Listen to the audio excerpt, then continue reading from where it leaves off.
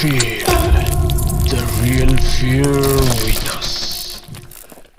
প্রিয় লিসেনার্স, আসসালামু আলাইকুম। দেশ ও দেশের বাইরে যে যেখান থেকে আফনান দ্য হরর ওয়ার্ল্ডের আজকের হরর নাইট এপিসোডের 35তম আয়োজনের সাথে যুক্ত হচ্ছেন বা পরবর্তীতে হবেন, সকলকে জানাচ্ছি শুভেচ্ছা ও ভালোবাসা। আশা করি সবাই ভালো আছেন, সুস্থ আছেন। প্রিয় লিসেনার্স, আজকের এপিসোডে একজন রেমিটেন্স যোদ্ধা ভাইয়ের ঘটনা আপনাদের সামনে উপস্থাপন করব। আশা করছি ঘটনাটি আপনাদের ভয়ের শিহরণ জাগাতে সক্ষম হবে ইনশাল্লাহ। কথা না বাড়িয়ে ঘটনাতে চলে যাব। তার আগে ছোট্ট একটি কথা না বললেই নয়, আমাদের এই ভিডিও লাইক বাটনে প্রেস করতে কিন্তু ভুলবেন না। আর এই ভিডিওটার লিঙ্কও আপনাদের আইডিতে শেয়ার করে দেবেন, এই আশাবাদ ব্যক্ত করছি। আর আপনারা যারা ঘটনা পাঠাতে চান তারা লিখে অথবা রেকর্ড করে যে কোনোভাবে ঘটনা পাঠাতে পারবেন afnanthehorrorworld@gmail.com এই ইমেল অ্যাড্রেসে। ইমেল অ্যাড্রেসের স্পেলিংটা হচ্ছে AFNANTHEHORRORWORLD afnanthehorrorworld@gmail.com। স্পেলিংটাও কিন্তু ভিডিও ডেসক্রিপশনেও দেওয়া আছে, সেখানে গিয়ে স্পেলিংটা চেক করে নিতে পারবেন। আর আমাদের ফেসবুক পেজ এবং গ্রুপের লিঙ্কও এই ভিডিও ডেসক্রিপশনে দেওয়া রয়েছে, সেখানে গিয়ে আমাদের ফেসবুক পরিবারের সদস্য হয়ে আপনারা আপনাদের মূল্যবান মতামতগুলো ফেসবুক পেজে কমেন্ট করে অথবা ফেসবুক গ্রুপে পোস্ট করে অথবা কমেন্ট করে দুভাবেই জানাতে পারবেন। প্রিয় লিসেনার্স, আমার আরও একটি ইউটিউব চ্যানেল রয়েছে আফনান্স বি নামে, সেটার লিঙ্কও এই ভিডিও ডেসক্রিপশনের একদম উপরের দিকে দেওয়া রয়েছে। আফনান্স বি লেখা রয়েছে, সেখানে ইউটিউবের একটি ছোট্ট লোগো রয়েছে, সেখানে ক্লিক করলেই ওই চ্যানেলেও ঢুকে গিয়ে সেখানে সাবস্ক্রাইব করতে পারবেন।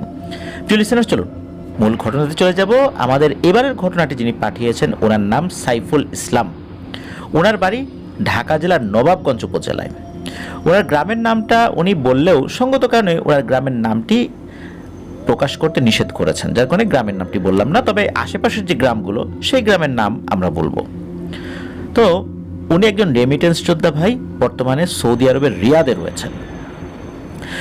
ঘটনাটি শুরু অনেক আগে, 1955 থেকে 1959 সালের মধ্যবর্তী কোনো একটা সময়।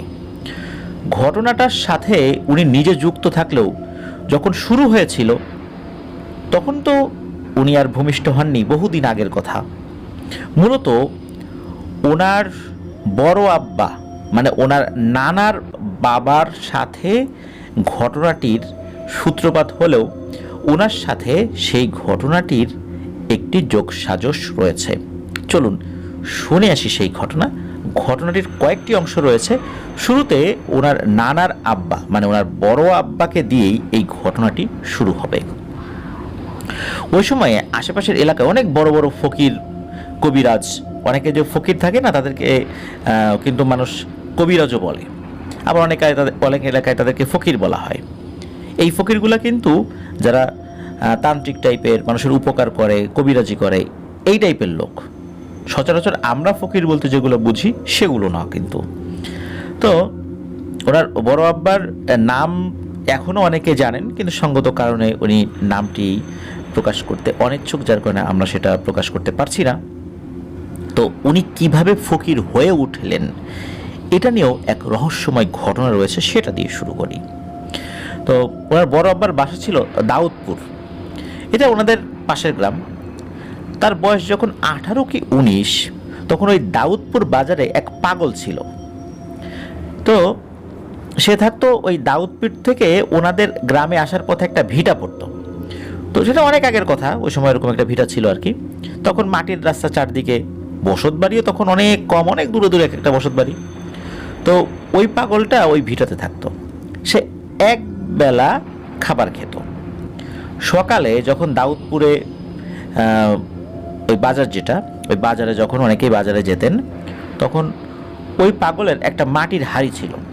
সে কি করতো, কিছু কিছু দোকানে গিয়ে, সব দোকান না, কিছু কিছু দোকানে যেত, ওই হাঁড়িটা পাতত। তো ওই হাঁড়িতে সবাই কিছু না কিছু দিত। ধরুন যে কেউ কাঁচা তরকারির ব্যবসা করে, তার সামনে গেল, সে একটা কাঁচা কলা, দুটো আলু, কিছু কাঁচামরিচ, কিছু পেঁয়াজ এরকম দিয়ে দিত, যে যেটা পারতো আর কি সেভাবে দিত। সবাই ওই যেই জিনিসগুলো দিত সেগুলো হাঁড়ির মধ্যে রাখতো। আবার উনি কি করতো, ওই হাঁড়িটা ওই সময় নিয়ে কোনো কারণে মাছ বাজারে গেছে, উনি কোনো একটা মাছ ব্যবসায়ীর সামনে গিয়ে হাঁড়িটা ধরেছে, সব ব্যবসায়ীর সামনে ধরতো না, হঠাৎ হঠাৎ কোনো একজনের সামনে ধরতো। যার সামনে ধরতো উনি চেষ্টা করতেন ওনার সাধ্য অনুযায়ী কিছু দেওয়ার জন্য, সবাই ওই হাঁড়ির মধ্যেই দিত। ওই পাগলটা কি করতো, ওই হাঁড়িটা নিয়ে সে তার ভিটাতে চলে আসতো। ওই ভিটার পাশে একটা রহস্যময় পুকুর রয়েছে, সেটা নিয়ে অনেক ঘটনা রয়েছে। তো ওই পাগলটা কি করতো, তার ওই হাঁড়ি নিয়ে ওই পুকুরের পানিতে নামতো, পুকুরের পানি ওই হাঁড়ির মধ্যে ভরতো। তারপর ওই হাঁড়িটা নিয়ে এসে ওই ভিটাতে ওই পাগল একটা চুলা বানিয়েছিল, মাটির চুলা, সে নিজেই খনন করে গর্ত করেছিল আর কি। ওই হাঁড়িটা ওই চুলার উপর বসানোর সাথে সাথে নাকি আগুন ধরে যেত। এইটা আসলে একটা ঘটনার প্রেক্ষাপটে জানা গিয়েছিল। সাধারণত মানুষজন ওই পাগলকে ঘাটাতো না, তার পিছনে পিছনে যেতও না। তো এই যে সাইফুল ইসলাম ভাইয়ের বড় আব্বা, উনি কি করেছিল, উনি একদিন বাজারে গেছে, আগে থেকে তো ওই পাগলটাকে দেখতো, ওনার মধ্যে একটা কৌতূহল জাগে যে আজকে আমি দেখবো এই পাগলটা হাঁড়ি নিয়ে কিভাবে বাড়িতে গিয়ে রান্না বাড়া করে। এক একজন তো এক এক ধরনের কথা বলে, দেখি আজকে আমি দেখি যে সে কি করে। 18-19 বছর বয়স, তারুণ্যের তেজোদ্দীপ্ততা তার মধ্যে রয়েছে, কৌতূহলও তার মধ্যে খুব বেশি রয়েছে। এই কারণেই সে একদিন কি করে, তার পিছু পিছু যায়। পিছু পিছু যাওয়ার পর দেখে যে ওই হাঁড়ির মধ্যে মাছ আছে, চাল আছে, তরকারি আছে, কোনো কিছু কিন্তু কাটাকুটি কিচ্ছু না। পাগলটা কি করলো, ওই হাঁড়িটা নিয়ে পুকুরে নেমে গেল, পুকুরের ভিতর থেকে পানি নিয়ে উঠে ওই চুলার উপর বসিয়ে দেওয়ার সাথে সাথে ধপ করে আগুন জ্বলে উঠলো। অথচ ওই চুলার মধ্যে কোনো খড়ি ছিল না, এমনকি কোনো দেশলাই দিয়েও উনি কোনো কিছুর সাথে আগুন ধরার নাই। তাহলে কিভাবে আগুন ধরলো? ওই দিন বড় আব্বু তার সামনে না গিয়ে চলে আসেন। তখন তার কাছেও বাজার ছিল, বাজারের ব্যাগও ছিল, বাড়িতে যেতে হবে, এই কারণে উনি আর ওই দিন পাগলের সাথে দেখা করেন নাই। আর ওই ভিটা থেকে ওই বড় আব্বুর বাসা ছিল 7 থেকে 8 মিনিটের পায়ে হাঁটা পথ। পরের দিন বড় আব্বু বাজারে গিয়েছে, কিন্তু ওই দিন আর বাজার করতে যান নাই উনি, তার কাছে ওই দিন কোনো বাজার ব্যাগও ছিল না।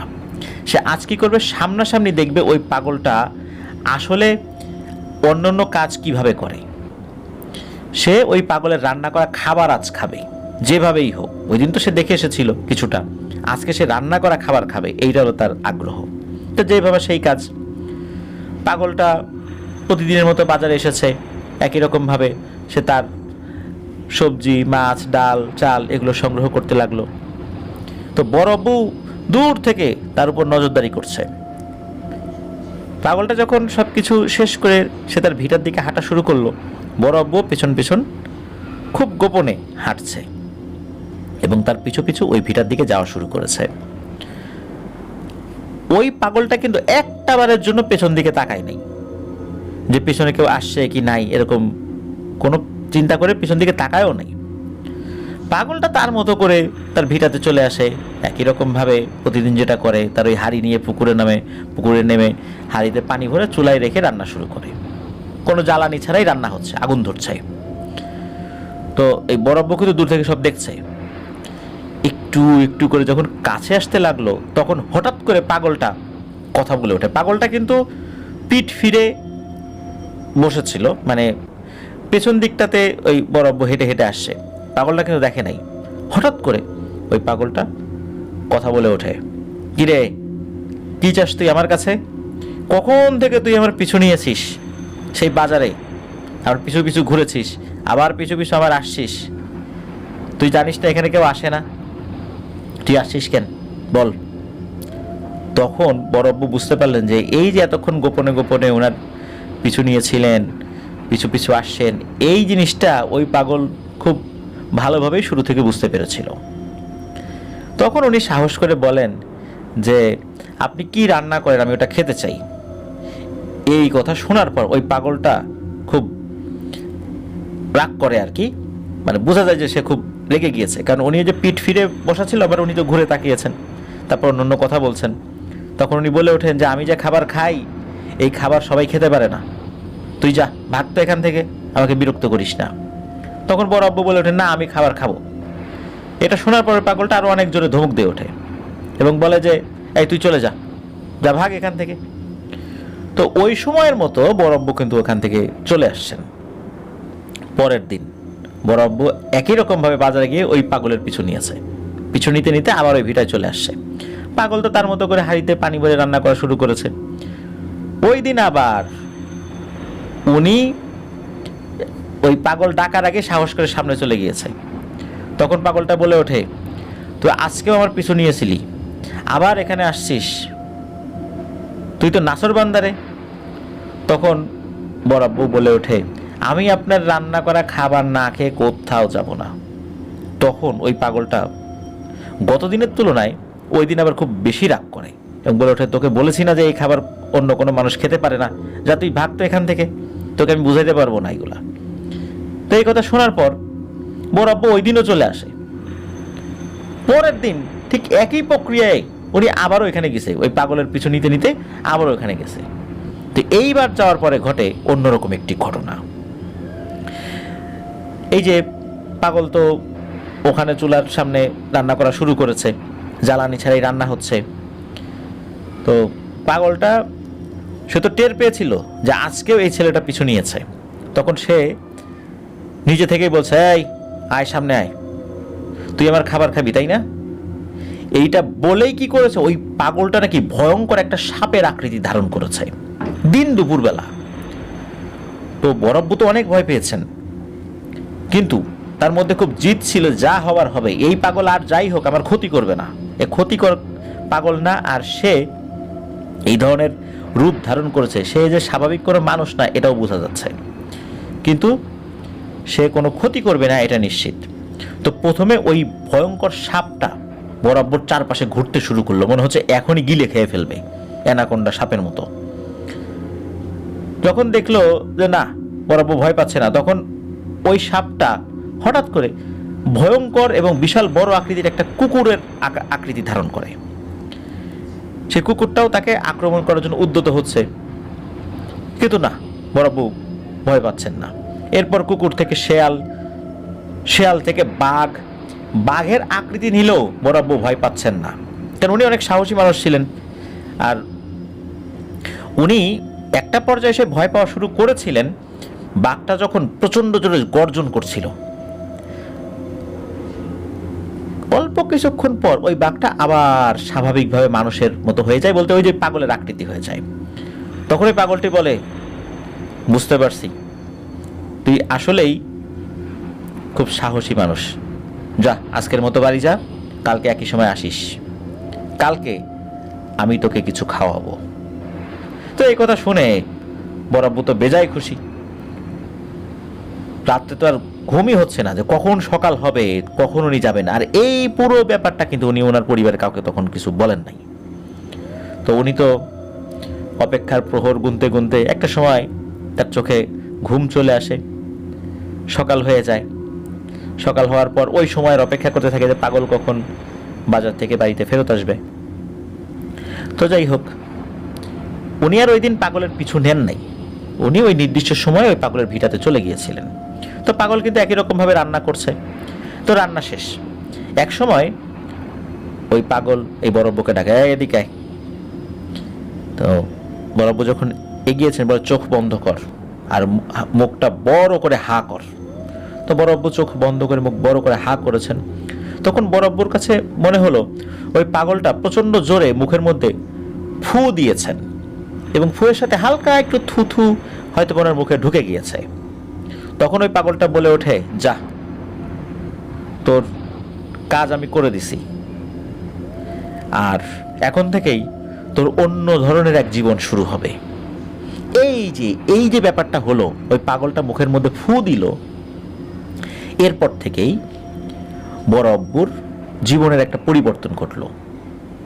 পরিবর্তনটা এমন, উনি ফকির জীবনের দিকে চলে গেলেন, কিন্তু সংসার ত্যাগী ফকির ছিলেন না, পরিবারের মধ্যে থেকেই সব কিছু করেই উনি এই ফকির জীবনের ভিতরে উনি চলে যান এবং উনি বেশ বড় মাপের একজন কবিরাজ হয়ে ওঠেন। এই পাগলের দোয়ার বরকতে উনি এই লেভেলে চলে গিয়েছিলেন। উনি অনেক ধরনের ট্রিটমেন্ট করতেন, অনেক সময় জিন রিলেটেড ট্রিটমেন্টও করতেন। অনেক ধরনের পিশাচ জিনকেও উনি তাড়িয়েছিলেন, যার ফলশ্রুতিতে বিভিন্ন ধরনের পিশাচ জিনগুলো ওনার শত্রু হয়ে যায়। তো এই ছিল তো ওনার আসলে ফকির হয়ে ওঠা। তো এমন একটি ঘটনা শেয়ার করি। তো ওনার মেয়ের হঠাৎ করে অসুস্থতার খবর ওনার কাছে আসে। যখনই খবর আসে তখনই তাকে রওনা দিতে হবে। মানে ওই যেই গ্রামে তার মেয়েকে বিয়ে দিয়েছিল, ওই গ্রাম থেকে একজন লোক এসেছে তার আত্মীয় বাড়ি বেড়াতে বা কোনো একটা কারণে এসেছে। তো উনি তো আর যাবেন না ওই সময় গ্রামে। তো আসার পথে খবর দেয় যে আপনার মেয়ে তো অসুস্থ, আপনি মেয়েকে একটু দেখতে যাবেন। যখনই মানে এই যে সংবাদটা দিলাম, এখনই আপনি চলে যাবেন, আপনার মেয়ের অবস্থা ভালো না। তখন এই খবরটা যখন উনি শুনলেন, মেয়ে তো মনের মধ্যে একটা আবেগ কাজ করছে, যাহারে আমার মেয়েটা অসুস্থ। কিন্তু সমস্যা হলো কি, সন্ধ্যার দিকে খবর পেয়েছিলেন তো, ওনার স্ত্রীও সাথে যাবেন, কিন্তু সন্ধ্যার সময় মহিলা মানুষ নিয়ে উনি যেতে চাচ্ছিলেন না। তখন বড় আব্বু বললেন যে তুমি পরের দিন সকালবেলা আসো, আমি এখনই রওনা দিচ্ছি। তো উনি খুব উদ্বিগ্ন হয়ে পড়েন মেয়ের অসুস্থতার খবরে। উনি দ্রুত বাড়ি থেকে বের হয়ে যান। সাধারণত উনি বাড়ি থেকে বের হওয়ার সময় ওনার বেশ কিছু প্রয়োজনীয় জিনিস উনি সাথে নিয়ে বের হতেন। বিশেষ করে একটা লাঠি ছিল ওনার। এই লাঠিটা ওই পাগলের দেয়া একটা লাঠি ছিল। এটা নিয়ে উনি সবসময় বাইরে বের হতেন, বিশেষ করে রাতের বেলা যদি কখনো বের হতেন। কিন্তু খুব বেশি তাড়াহুড়া করার কারণে এবং মেয়ের অসুস্থতার খবরে ওনার মাথা ওইভাবে কাজ করছিল না ভালো করে। বিভিন্ন ধরনের মানে এলোমেলো চিন্তা মাথায় আসছিল। কারণ যেই লোকটা এসে খবর দিয়েছিল উনি বলেছেন যে মেয়েটা খুব অসুস্থ। তো উনি চিন্তা করছেন যে হয়তোবা মেয়ের অনেক ভয়ানক কিছু হয়েছে বা মারা গিয়েছে, আমাকে বলতেছে না। এই সমস্ত চিন্তা তার মাথার মধ্যে চলে আসে। এই জন্যই অনেক সময় থাকে না, মানুষের এই ধরনের চিন্তা থাকলে অনেক গুরুত্বপূর্ণ জিনিস মানুষ সাথে নিতে ভুলে যায়। ওরকমই উনি ওনার লাঠিটা না নিয়ে বাড়ি থেকে বের হয়ে যান। তো উনি বাড়ি থেকে বের হবার পর বেশ বড় একটা চক পড়ে, বেশ লম্বা একটা চক। উনি যখন ওই হাঁটতে হাঁটতে ওই চকের মাঝামাঝি এসেছেন, তখন উনি দেখেন একটা ভয়ঙ্কর অবয়ব।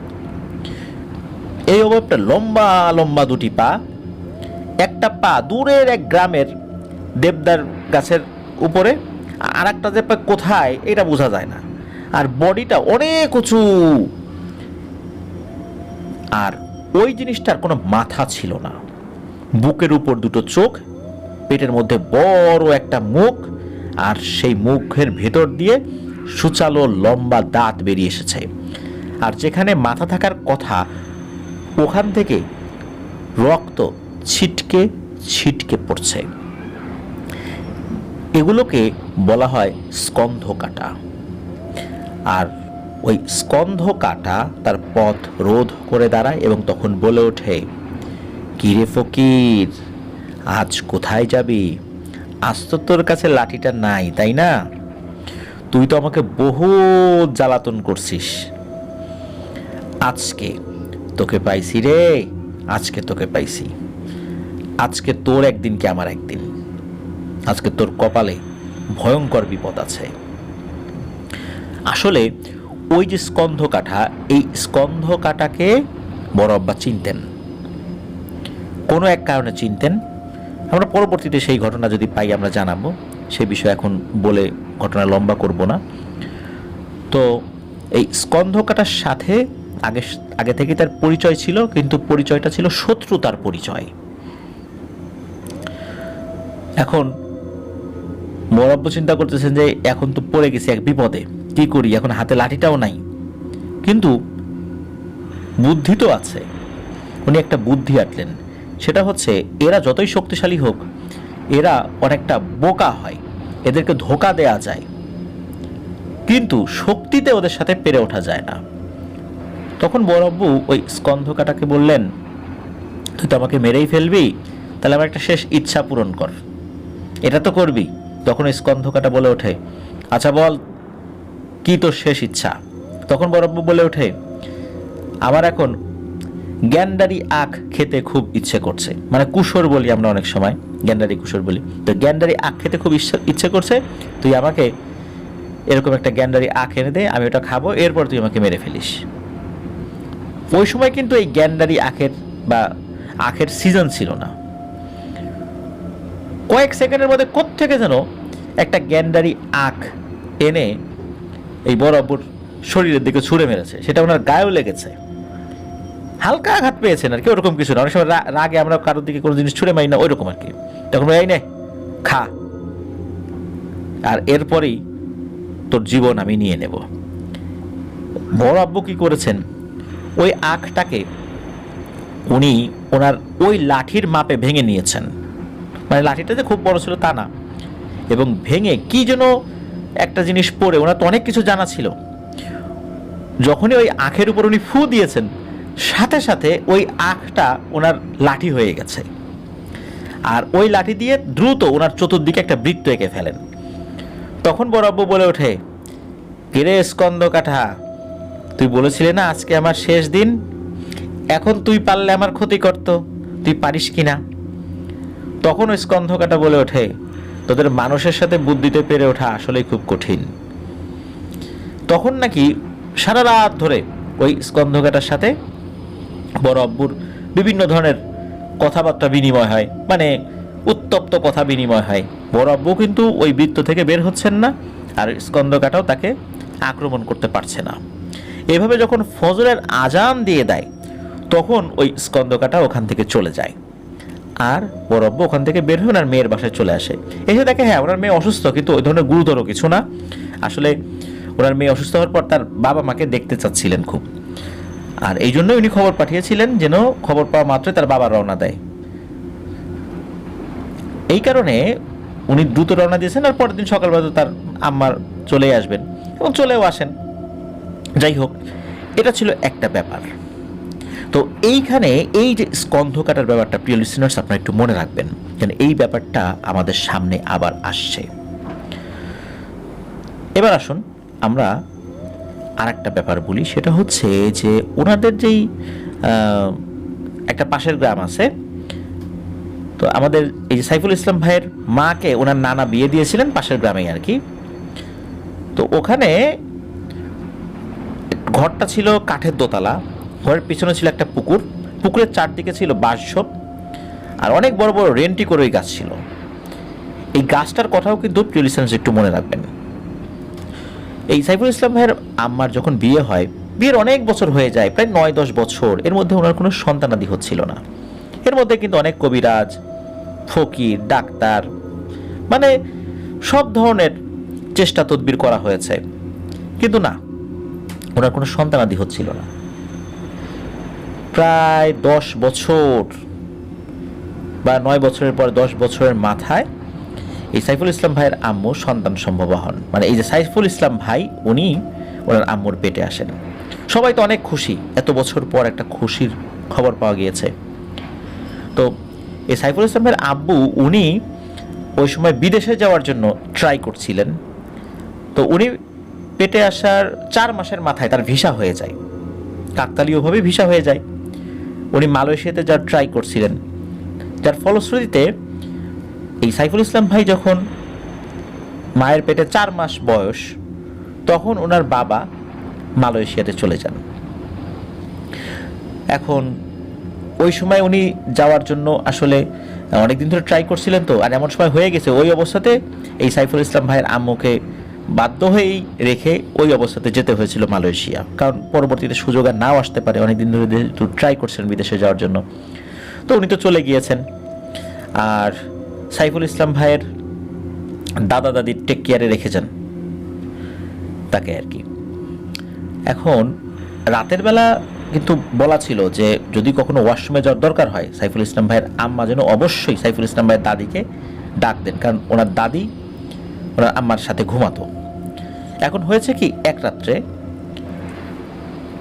ওই সময়টা শীতকাল ছিল, তো ওনার আম্মু ওয়াশরুমে যাবেন রাতের বেলা। এখন তার শাশুড়িকে, মানে সাইফুল ইসলাম ভাইয়ের দাদিকে ডাকছেন। এখন উনিও ওই সময় খুব ঘুমেছিলেন, যার ফলশ্রুতিতে তার ঘুম ভাঙছিল না। তো একটা পর্যায়ে মনে হলো মুরব্বী মানুষ, সারাদিন তো অনেক পরিশ্রম করেছেন, ঘুমাচ্ছে, থাক এখন আর না ডাকি, যেহেতু কয়েকবার ডাকার পরে ওঠে নাই, উনি ঘুমাক। তো হাতে একটা হারিকেন নিয়ে উনি নিজেই ওয়াশরুমের দিকে বাইরে বের, গ্রামের ওয়াশরুম তো ঘরের বাইরেই থাকে, আর ওই সময় কিন্তু বাসায় ইলেকট্রিসিটি ছিল না। তো উনি হারিকেন নিয়ে বের হয়েছেন, ওয়াশরুমটা ঘরের বাইরে আর কি, তবে দূরে না, তবে ওয়াশরুমের পাশে কিন্তু বাঁশঝাড় ছিল।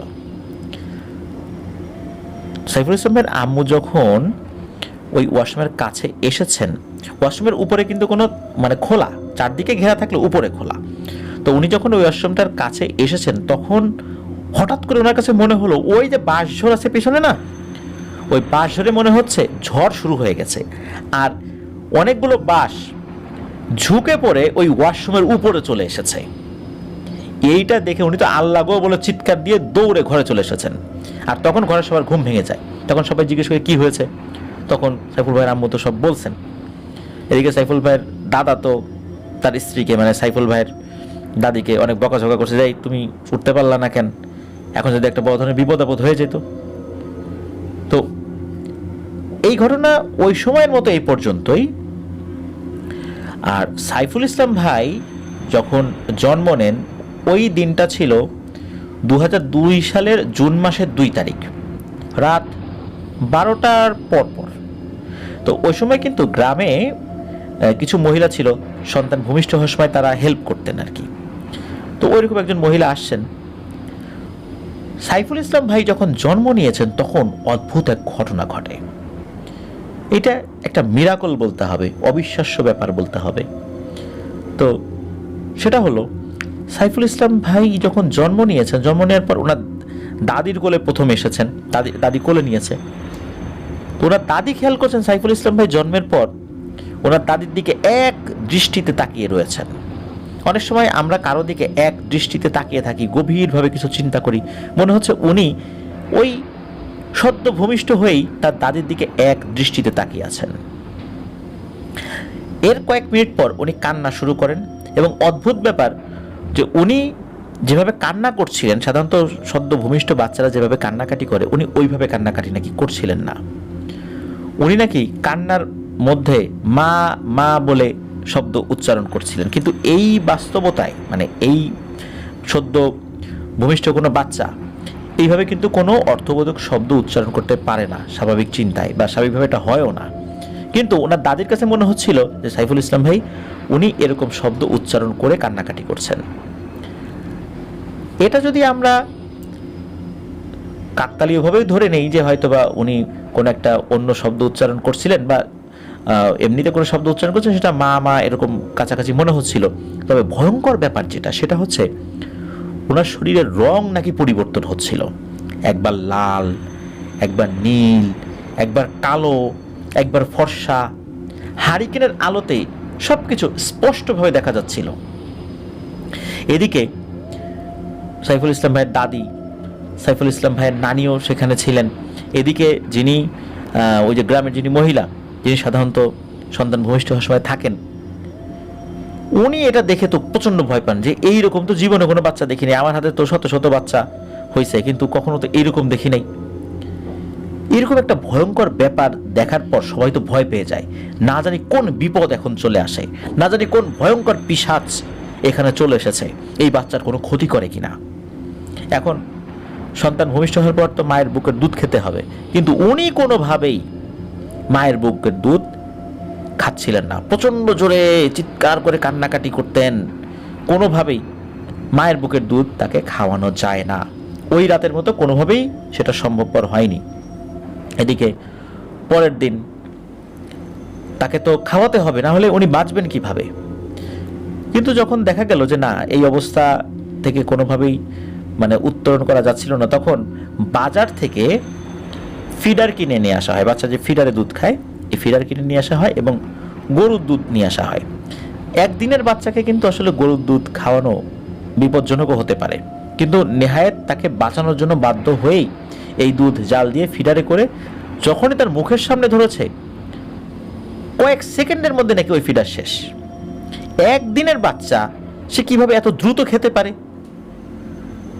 অদ্ভুত ব্যাপার হলো ওনার ফিডারটা শেষ হওয়ার সাথে সাথে উনি কান্নাকাটি করতে থাকেন, মনে হচ্ছে আরো খাবেন আরো খাবেন, এমন একটা অবস্থা। এইভাবে যতটুকু দুধ আনা হয়েছিল সেটা শেষ করে ফেলেন, কান্নাকাটি শুরু করেন। তখন বাড়ির সদস্যরা বাজারে যায়, আবার দুধ কিনে নিয়ে আসে, আবার উনি খায়।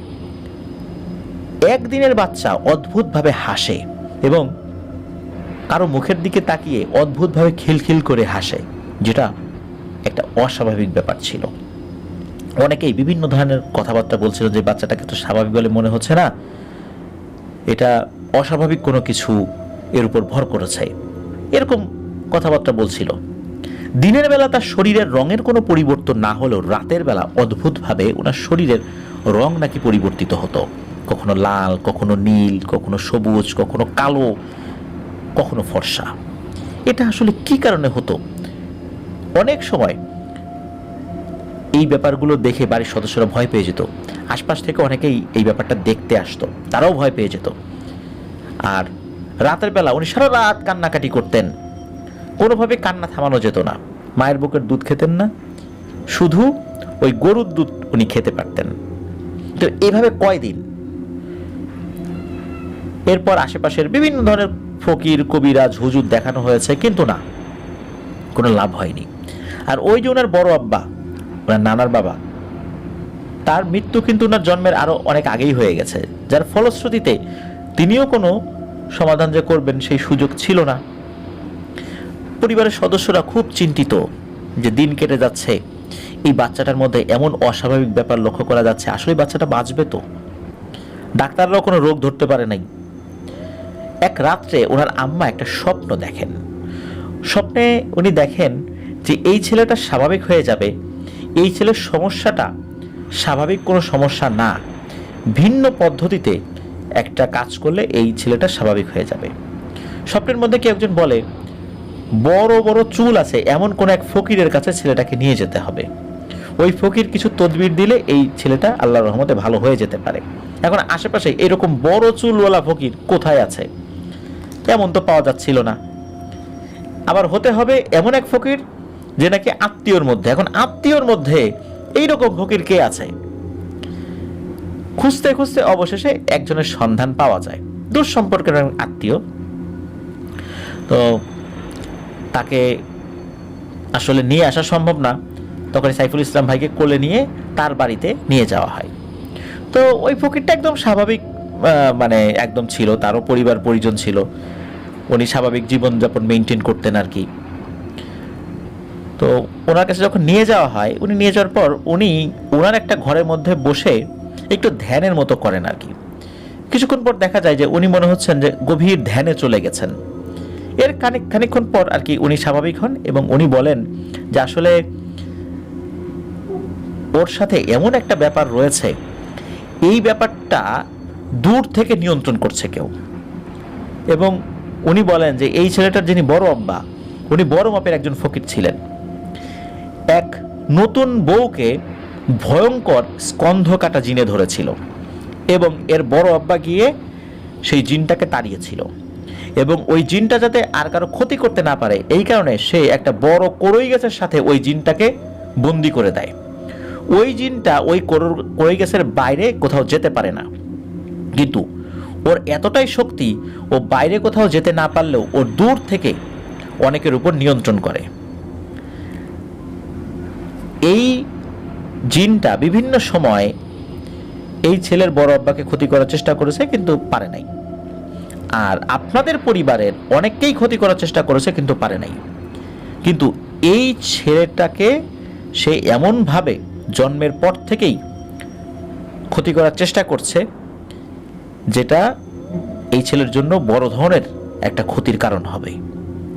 ও বন্দি অবস্থায়ও দূর থেকে এই ধরনের ক্ষতি করতে পারে, আর এর উপর ওর নজর পড়েছে, ওকে বাঁচানোটা অনেক কঠিন। তবে একটা পদ্ধতি অবলম্বন করা যায়, সাধারণত স্কন্ধ কাটা এই টাইপের নজর দিলে এই পদ্ধতিতে ওকে বাঁচানো সম্ভব হবে। কি পদ্ধতি? তখন বলে দেন যে ওর চুল আপাতত কাটা যাবে না, চুল যখন আরো বড় হবে তখন ওর চুলটা কেটে ফেলবেন, আর একটা ছাগল আর কিছু চাল আমাকে দিয়ে যাবেন, বাকি কাজটা আমি করব। তো এরপর অনেক দিন চলে যায়, অনেক দিন বলতে চুল কিন্তু উনি কাটেন নাই। উনি যখন ক্লাস 4-এ উঠেছেন তখন কিন্তু অনেক বড় বড় চুল, উনি কিন্তু ছেলে মানুষ কিন্তু ওনার চুল হয়ে গেছিল বড় বড় মেয়েদের মতো, চুল কাটা নিষেধ ছিল।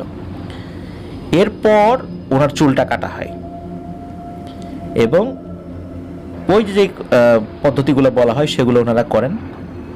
আল্লাহর রহমতে ওনার কোনো সমস্যা হয়নি। তবে ওই ফকিরের বাসার মানে বাড়ি থেকে আসার পর থেকে ওনার শরীরে যে লাল নীল পরিবর্তনটা, এই পরিবর্তনগুলো বন্ধ হয়ে গিয়েছিল।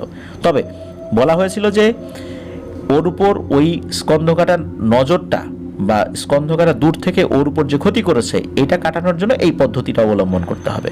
ওনারা সেটা করেছিলেন এবং আল্লাহর রহমতে উনি একদম স্বাভাবিক হয়ে গিয়েছিলেন, স্বাভাবিকভাবে জীবনযাপন করেছেন। ওই রেন্ট্রি করে ওই গাছটা এখন নেই, ওটা নাকি কেটে ফেলা হয়েছে। তবে কেটে ফেলা হলেও ওই স্কন্ধ কাটা এখনও আছে কি নাই, বা ওই পরিবারের উপরে এখনও কোনো ক্ষতি করার কোনো চেষ্টা করছে কি না, এই বিষয়ে এখনও কোনো তথ্য পাওয়া যায়নি। যদি ভবিষ্যতে এই ঘটনাগুলো পাই অবশ্যই আমরা ইনশাল্লাহ শেয়ার করব। সাইফুল ইসলাম ভাইকে ধন্যবাদ জানাচ্ছি। আপনি অনেক বড় একটা বিপদের হাত থেকে আল্লাহ আপনাকে বাঁচিয়ে দিয়েছেন, বেঁচে গেছেন। তো এরকম অসংখ্য মানুষ রয়েছে যারা ভয়ঙ্কর বিপদের মধ্যে রয়েছে, আর এখন সেই ধরনের ফকিরগুলোও বা সেই ধরনের কামেল ফকিরগুলো এখন আর নাই। এখন চারদিকে ভণ্ডদের আবির্ভাবে এমনভাবে ছেয়ে গেছে যে মানুষ প্রতিনিয়ত প্রতারিত হচ্ছে। আল্লাহ যদি আমাদেরকে হেফাজত না করেন, আসলে কোনোভাবেই আমাদের জন্য টিকে থাকাটা মুশকিল হয়ে যায় মানুষের বদনজর থেকে, মানুষের ক্ষতি থেকে। আল্লাহ আমাদেরকে হেফাজত করুন। সাইফুল ইসলাম ভাই প্রবাস জীবনে অনেক কষ্টের মধ্যে ঘটনা লিখে পাঠিয়েছেন, তাকে আবারও ধন্যবাদ জানাচ্ছি। প্রিয় লিসেনার্স, যারা ধৈর্য ধরে ঘটনাটি শুনেছেন আপনাদেরকেও ধন্যবাদ জানাচ্ছি। আজকের এপিসোড এ পর্যন্তই ছিল। সবাই ভালো থাকবেন, সুস্থ থাকবেন, আমার জন্য দোয়া করবেন, আমার পরিবারের জন্য দোয়া করবেন, আপনাদের জন্য দোয়া রইল। আপনাদের পরিবারের প্রত্যেকেই যেন ভালো থাকে, সুস্থ থাকে। আমরা একে অপরের জন্য দোয়া করব। আর আমাদের এই চ্যানেলটা যেন আরও দীর্ঘ সময় আপনাদেরকে এভাবে ভৌতিক আনন্দ দিতে পারে। আপনারাও সেই চেষ্টা করবেন ঘটনা পাঠিয়ে, এবং আরও বেশি বেশি মানুষ যেন আমাদের চ্যানেল সম্পর্কে জানতে পারে। আর এই জন্য আমাদের চ্যানেলের লিঙ্কটাও কিন্তু আপনারা বিভিন্ন গ্রুপে শেয়ার করে দিতে পারেন, তাহলে অনেকেই আমাদের চ্যানেলে সাবস্ক্রাইব করতে পারে। তাদের কাছ থেকে কিন্তু আমরা আরও অনেক অনেক ঘটনা ইনশাল্লাহ পেতে পারি, আর এইভাবেই অনেকটা পথ আমরা এগিয়ে যেতে পারবো ইনশাল্লাহ। আশা করছি সেই পথ চলায় আপনাদের সকলের সহযোগিতা পাবো। প্রিয় লিসেনার্স, বিদায় নিচ্ছি। আসছে বৃহস্পতিবার আপনাদের পাঠানো ঘটনাবলী নিয়ে আরও একটি নতুন এপিসোড নিয়ে হাজির হব রাত 10:59। আসসালামু আলাইকুম। প্রিয় লিসেনার্স, আসসালামু আলাইকুম।